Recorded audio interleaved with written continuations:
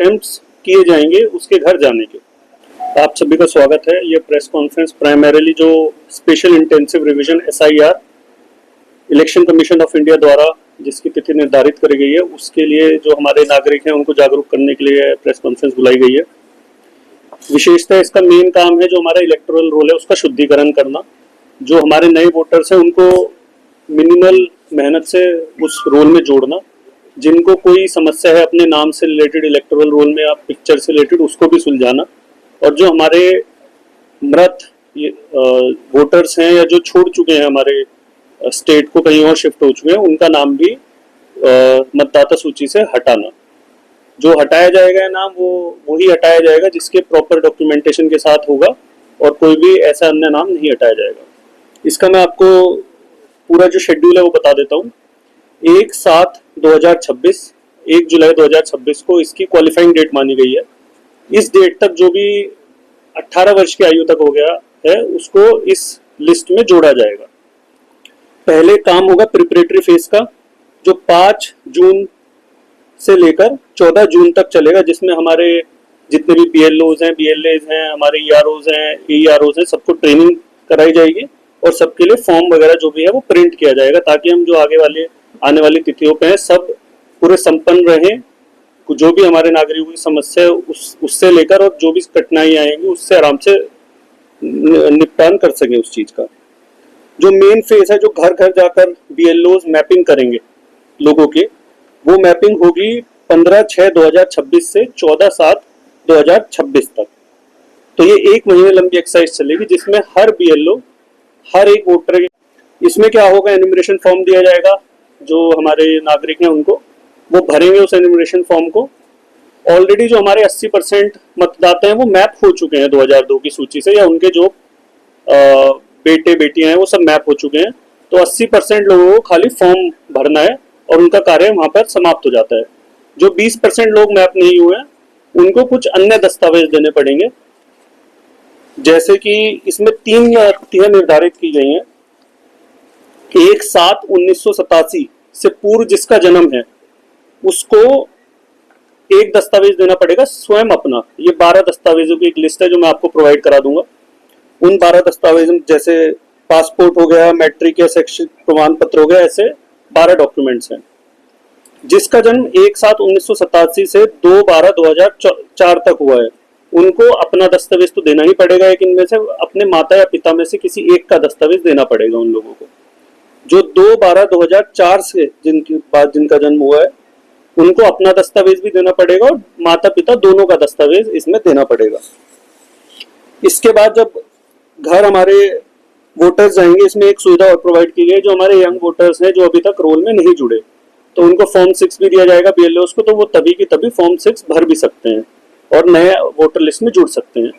जो लोग अपना फोटो अपडेट कराना चाहते हैं, कई लोगों का फोटो थोड़ा ब्लर है या फिर जिनका नाम थोड़ा अलग है, वो भी चेंजेस करने की सुविधा दी जाएगी सिटीजन्स को।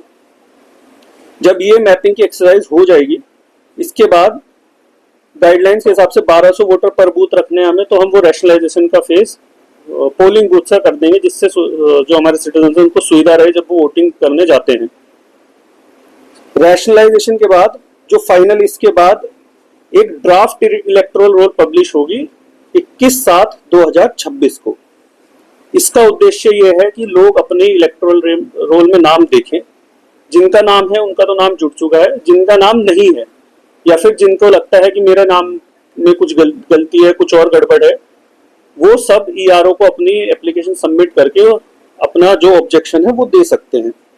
जो वोटर लिस्ट पब्लिश होगी वो प्रोमिनेंट पब्लिक प्लेसेस पे भी डाली जाएगी।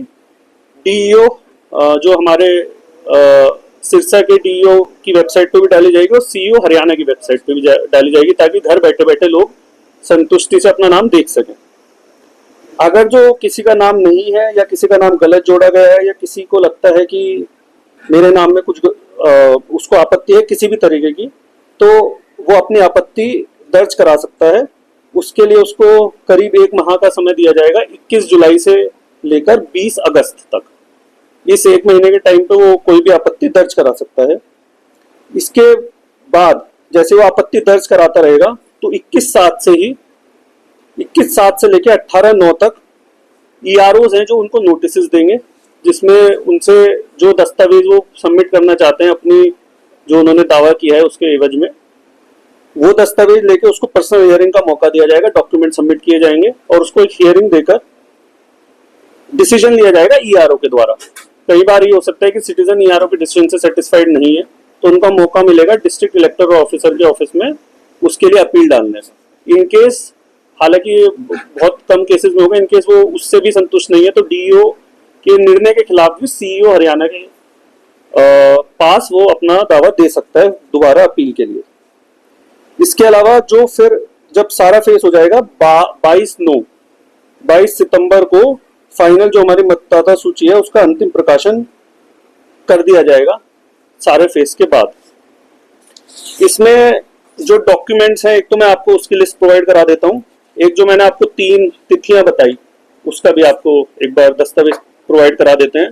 इसमें एक मुख्य बात यह है कि जो हमारे पॉलिटिकल पार्टी है उनके साथ मीटिंग ऑलरेडी हो चुकी है, ये डिस्ट्रिक्ट लेवल पे हो चुकी है, हमारे जो विधानसभा लेवल पे है सभी EROs सभी बूथ अपने पॉलिटिकल पार्टीज को बुलाएंगे और जो उन्हें BLA 2 बूथ लेवल एजेंट 2 हर बूथ पे उन्हें नॉमिनेट करने हैं, उनको भी प्रोत्साहन दिया जाएगा और उनसे ऑलरेडी निवेदन किया जा चुका है जिसमें सभी पॉलिटिकल पार्टीज ने हमें आश्वासन भी दिया है कि इस प्रक्रिया में वो भी हमारा साथ देंगे ताकि अंतिम मतदाता कोई भी मतदाता लिस्ट से ना छूट पाए।